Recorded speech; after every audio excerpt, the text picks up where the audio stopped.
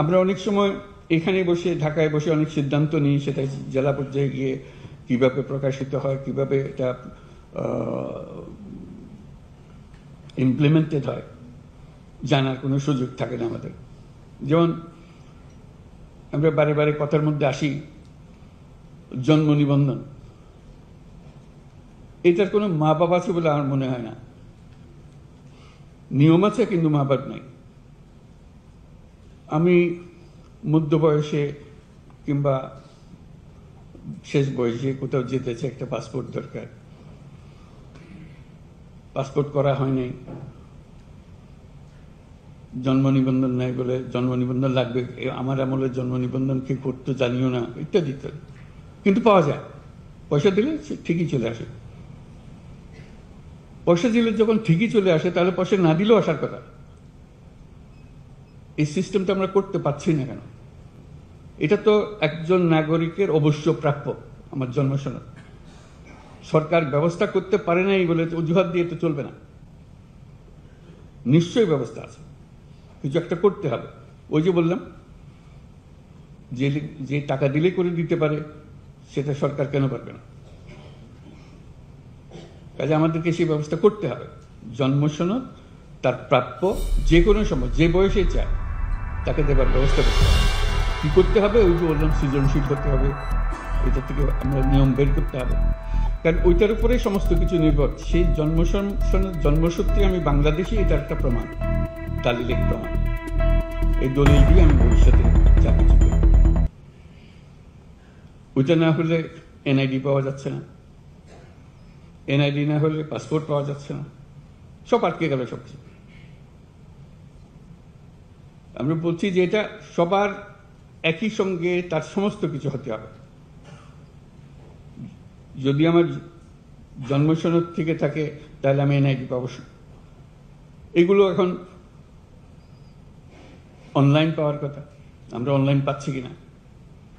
Passport online, এখন ই passport হচ্ছে কিনা? এখনো দেখি ওই এমআরপি করছে। কেন হচ্ছে? আইন তো আছে।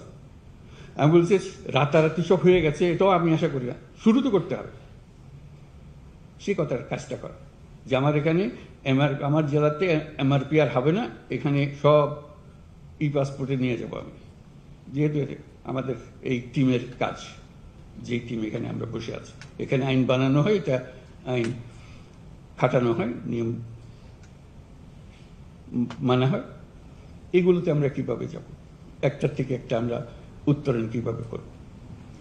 বলছে যে এখন জমি রেজিস্টার করতে পারছে না, অমুক করতে পারছে না, কর দিতে পারছে না, সব এখানে আমরা সব শুনছি যে সব অনলাইনের ব্যবস্থা হয়ে গেছে। হয়ে যদি যায়, সেটা বাস্তবায়ন হচ্ছে না কেন? কৃষি আটকে গেলাম কেন? এখনো জমির রেকর্ডপত্র আমরা অনলাইন পাই না, করতে পারি না, জমাকে বেচা কিনে আমরা করতে পারছি না। কি যার উপর থেকে আমরা, ভূমি মন্ত্রণালয় বলছে যে আমরা সব করে ফেলছি, কিন্তু ইমপ্লিমেন্ট করতে পারছি না, ধীরে সুস্থ হচ্ছে। কেন পারছি না? এটাই হলো আমাদের অপারগতা। খেলোয়াড় হিসেবে আমরা সেই কাজটা করতে পারছি না। সেই খেলোয়াড়ের যোগ্যতা অর্জন করতে হবে, যে আমাদের অনলাইন যেগুলো হয়ে গেছে, অনলাইনের সিরিজ হয়ে গেছে, অসংখ্য জিনিস অনলাইন। এটা কিন্তু এখানে বিল্ডিংয়ের বলতে বসা হওয়া, দেশে হয় না। দেশে না হলে এটা করে লাভটা কি আমার? এই জিনিস করে হলা যে আমরা এটা দেশে অনলাইন, মানে এখন অনলাইন, আর কিছু থাকবে না। সেটা বলে যে আজকে রাতারাতি করতে পারবো না, রাতারাতি হবে না তো, সেটা আমি বলি না, কিন্তু একজন ফার্স্ট হবে, সেটার কথা বলছি। এই অনলাইনের জন্য এক জেলা ফার্স্ট হবে বলে আমি সবটা করে ফেলেছি, অথবা আমি ই পাসপোর্ট করে ফেলেছি, এটা 100% আমার জ্ঞান।